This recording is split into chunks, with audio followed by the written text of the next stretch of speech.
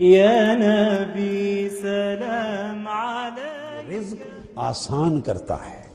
اگر وہ گناہ چھوڑ دے، ترک ذنوب، ترک عصیاں کر لے اور اللہ سے دوستی ہو جائے، اللہ اسے اپنا دوست بنا لے، تو اللہ اس کے لیے رزق آسان کر دیتا ہے کہ اللہ کو اس سے محبت ہو جاتی ہے نا. پھر کیا؟ اور ایک نکتہ یاد رکھ لیں، جس سے محبت ہو جائے جی چاہتا ہے کہ وہ زیادہ آپ کے آس پاس ہی رہے. محبوب کے بارے میں کیا جی چاہتا ہے؟ کہ زیادہ آپ کے آس پاس رہے، آپ سے بات چیت کرے، آپ کے سامنے رہے، زیادہ اوجھل نہ ہو. محبوب کی یہی پہچان ہے نا کہ جی چاہتا ہے آنکھوں سے اوجھل. ہائے ہائے، اللہ اس کا رزق آسان کر دیتا ہے. کیوں آسان کر دیتا ہے؟ وہ چاہتا ہے زیادہ میری طرف ہی رہے، ادھر رزق کمانے میں بہت زیادہ الجھا نہ رہے. ہائے، گورکھ دھندے میں الجھا، اگر سارا دن روز کمانے میں ہی الجھا رہا تو پھر مجھے یاد کم کرے گا.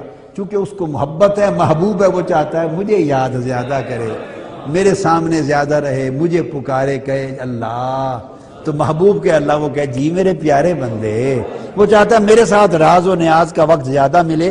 پھر رزق آسان کر دیتا ہے کہ تھوڑی محنت سے رزق ملتا رہتا ہے، تھوڑی محنت سے رزق ملتا رہتا ہے. اور اگر رزق کم ملتا ہے، اگلی برکت یہ ہوتی ہے، رزق کم ملتا ہے تو ساتھ اس کی طبیعت میں قناعت کر دیتا ہے. کیا کر دیتا ہے؟ قناعت. وہ تھوڑے میں برکت ہو جاتی ہے. 24 گھنٹے رولا نہیں ڈالتا، 24 گھنٹے اس کا شکوہ نہیں رہتا. آقا علیہ السلام نے فرمایا کہ جس کا رزق کم ہو، بخاری شریف میں ہے، مسلم شریف میں بھی، جس کا رزق کم ہو، اگر مال اس کے وسائل کم ہو تو دو راستے ہیں. یا اپنی رزق کی کمی اللہ سے تعلق کے ذریعے دور کرے یا لوگوں سے مانگ کر دور کرے. فرمایا اگر اللہ کے ذریعے دور کرے گا تو اللہ تنگ دستی کا دروازہ بند کر دے گا، اور اگر لوگوں سے سوال کر کے منگتا بن کے ہر وقت لوگوں کے پاس جا، لوگوں کے پاس جا، سوال کر، درخواستیں دے، اگر لوگوں کے ذریعے دور کرے گا، فرمایا ساری زندگی اللہ اسے کاروبار میں مصروف رکھے گا اور تنگ دستی کا دروازہ کھلا رکھے گا. اس کی تنگ دستی ختم نہیں ہوگی، بھوکا ہی رہے گا. کیا؟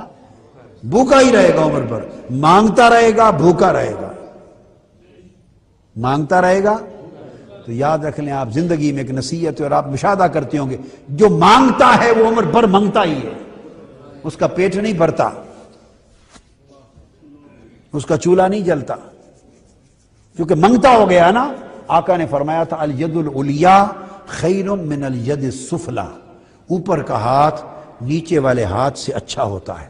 صحابہ کرام نے عرض کیا یا رسول اللہ اوپر اور نیچے والا ہاتھ کون سے ہیں؟ فرمایا دینے والا ہاتھ اوپر والا ہاتھ ہے اور لینے والا ہاتھ نیچے کا ہاتھ. فرمایا جو ہاتھ دیتا ہے وہی اچھا ہوتا ہے.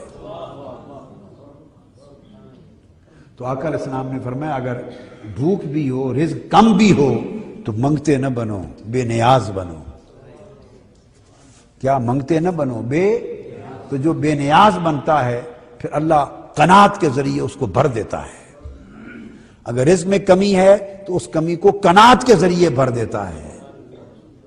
اور جو مانگنا شروع کرتا ہے اسے قناعت نہیں ملتی، پھر عمر بھر مانگتا ہی رہتا ہے، پھر اس کے مسئلے کبھی حل ہی نہیں ہوتے.